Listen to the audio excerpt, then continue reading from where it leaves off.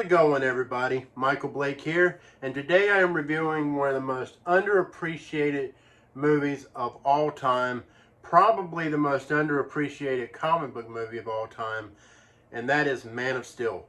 Man of Steel is a movie that I love so much. It's a movie that I have defended for years, and today, of all days, is the perfect day to review this movie, as it is the 7-year anniversary of when the movie was released and kicked off the DCEU.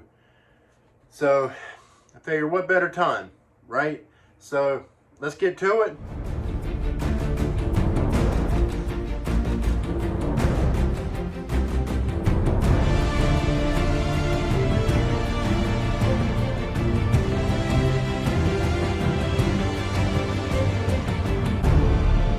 With the destruction of Krypton imminent, Jor-El, played by Russell Crowe, and his wife Laura, played by Ayet Zur, I think I said that name right, seek to preserve their race by sending their infant son, Kal-El, to Earth in an attempt to save their race, and to save him from Zod, a Kryptonian military leader who stages a coup to take over Krypton.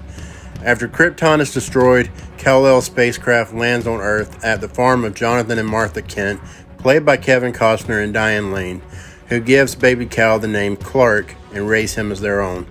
With Clark's superhuman abilities leading to the adult Clark, Henry Cavill, living on the fringe of society, protecting people while doing his best to hide his identity, he learns that he must come out of the shadows and become a hero for all of mankind as they face their greatest threat yet.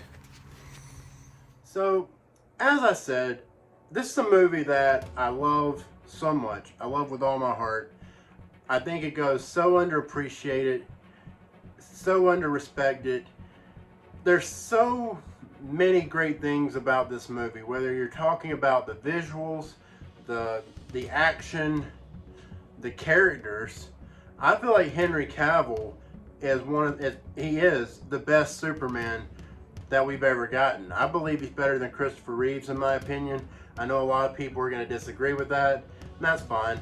We're all entitled to our opinions, but to me personally, Henry Cavill is Superman. And I'll be real with you, when I first saw this movie back in 2013 when it first came out, I was not a big fan of it. I did not like this movie. You know, I didn't hate it, but I didn't like it. I was like, what the hell did I just watch? You know, like that was my reaction. And it's weird because, you know, after I watched it again when it came out on home video, which I believe was DVD at the time when I watched it, you know, I found myself liking it more with the second viewing.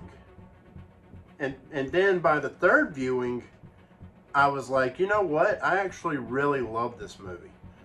Like, this movie's so much better than I gave it credit for initially.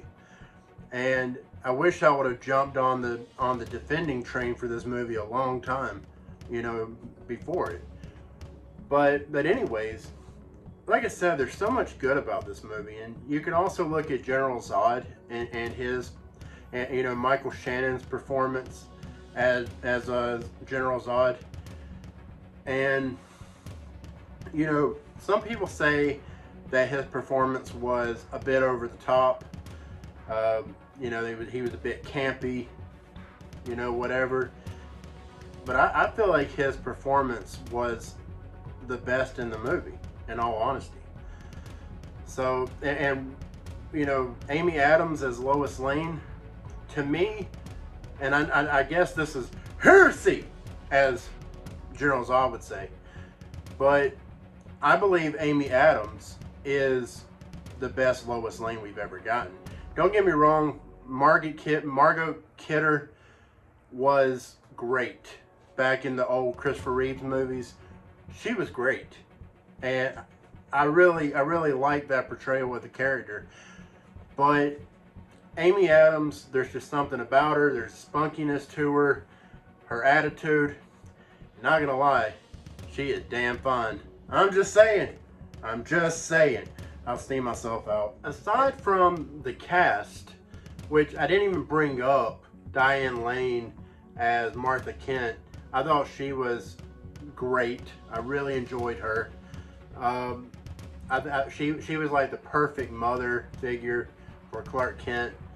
Just really great as Martha Kent. And you know, Lawrence Fishburne as Perry White was awesome. I loved it. I thought he was great in the role. So from a cast standpoint, I feel like everyone did a very good job in this movie. Even Kevin Costner, who I will elaborate more on in this review, even though I don't agree with that version of Jonathan Kent, and I feel like that could have been done better, I still feel like Kevin Costner did a great job with what he was given. So, you know, definitely feel that way for sure, 100%. My favorite thing about this movie is the visuals. I love the visuals. I love so many of the sequences in this movie, like the first flight. The first flight was absolutely amazing. It is one of the most beautifully shot scenes in cinema history, I think. Like it moves me to my core every time I watch it. Like, true story. Like, I'll be sitting there watching the movie, and during first flight, like, my eyes will start watering up and stuff. Like, I guess I'm just an emotional guy. Get off my back, okay? But anyways, so, you know, and just the fact, like, really the story here, you know, I love the grounded approach to the character of Clark Kent and Superman. I love how grounded this portrayal is. And, you know, it makes Superman more relatable. It makes him more real. To me, I've never honestly been a big Superman fan. That is the truth. I've never disliked the character, but I've never been a big Superman fan. But this movie made me a fan in many ways. Like, it made, like I said, it made Superman more relatable. So I was able to appreciate the character even more. So that's a major part of why I enjoy this movie as much as I do. Like, I do have my criticisms. Like, there are definitely some criticisms, but I do really like this movie quite a bit. You know, I love this movie. I really do. But I do acknowledge that it didn't get everything right. It didn't knock it out of the park, in my opinion. Despite being one of the most beautiful movies ever made, and having great acting, and having some great action sequences throughout, there are still some that are a little bit too much, maybe a lot too much, but there are some amazing sequences in this movie, and I don't know how anyone could take that away from it. I really don't. So, like, here's the thing. I get it. This movie's not perfect. This movie gets a lot of flack. It has a lot of problems. You know, it's not a perfect movie, and like, some of the imperfections could be summed up with the way Jonathan Kent is portrayed in the movie by Kevin Costner. Like, I, for one, you know, like, I get where the director, Zack Snyder, was going for with this portrayal of the character. You know, he wanted to depict Kevin Costner as a concerned father who was worried to death about the world finding out about Clark and what he can do, and just believing that the world just is not ready for you know, for an alien, for knowing that there's an alien out there, and that, you know, we're not alone in the world, basically. So, you know, Jonathan Kent's you know, Kevin Costner's portrayal of Jonathan Kent, you know, is one of the most highly criticized elements of this film, because, you know, it's the advice that he gives Clark. Like, in one scene after Clark saves these kids, off of a school bus after it goes off a bridge, and these kids are on the verge of drowning. He escapes out the back and pushes the bus out of the lake or river, whatever it was, and the kids see him, but they can't explain what happened. So basically, Jonathan Kent, he confronts Clark and he says, you know you're supposed to keep your identity a secret and all this and that. And Clark is like, well, what was I supposed to do? Let him die? And Jonathan Kent said, I don't know, maybe. And that rubbed a lot of people wrong, that Jonathan would give Clark advice like that, like actually tell him to not save these kids, which I would say that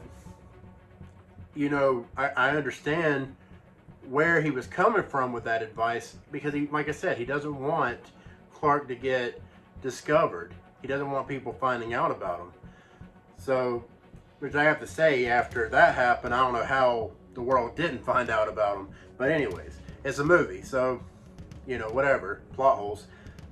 Pretty much every movie has them in some regard.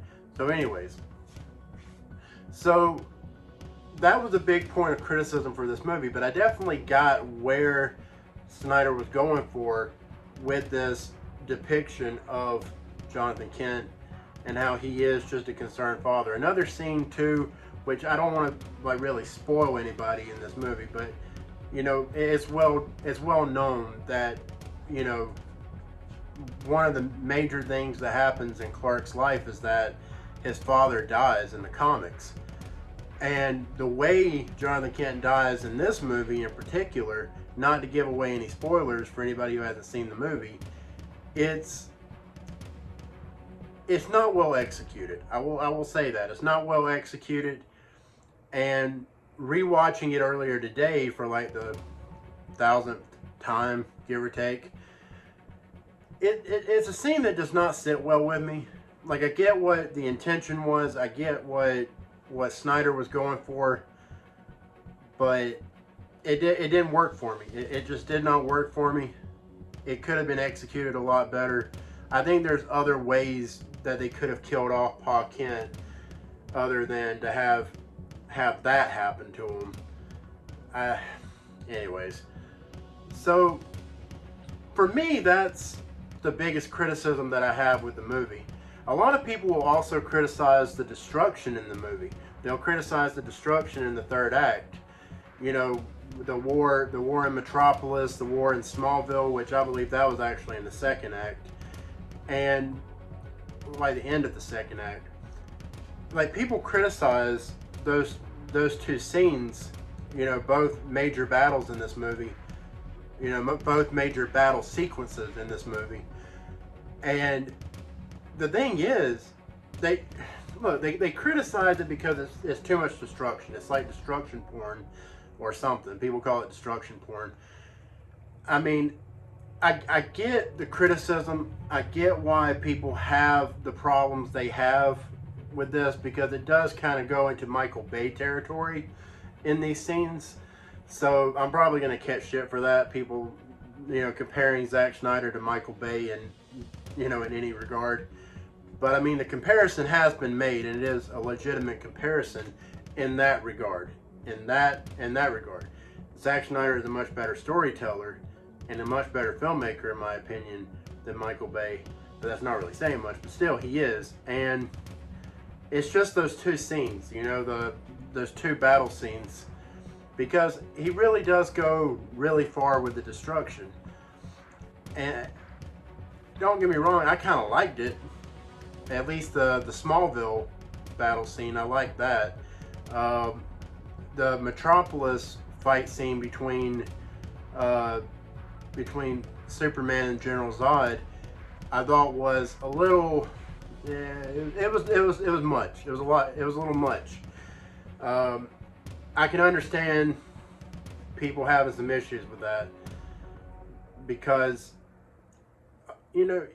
it was, but you know, at the same time though, like I get it, I get the criticism, but you have to ask yourself, like, what would happen in a real world setting where these two aliens are fighting each other, and really it starts off with, like, I believe it was 4 aliens, plus the military being involved. So, you know, you get what I'm saying? Like, in a real world situation, there would be death. There would be a lot of casualties, you know, casualties of war, I guess. It's unfortunate, but it's how it usually goes in these situations, whether you agree with all that or not. I'm not saying I agree with war, but I'm just saying that's usually what happens in these situations.